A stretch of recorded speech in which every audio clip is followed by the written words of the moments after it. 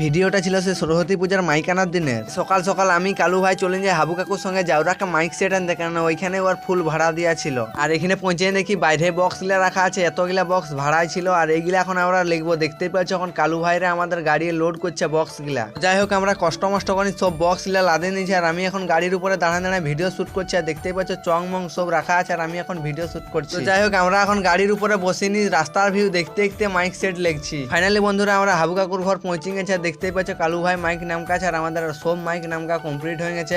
আর ওইখানে রাখা আছে দেখতেই পাচ্ছ সব মাইক গুলা। যাই হোক মাইক নামকানি করে আর একবার চলে এসেছি জাউরাকে, কেন বাঁশ আর চেয়ারগুলা ছিল তো এগুলা আমাদের লোড করা কমপ্লিট হয়ে গেছে দেখতেই পাচ্ছ।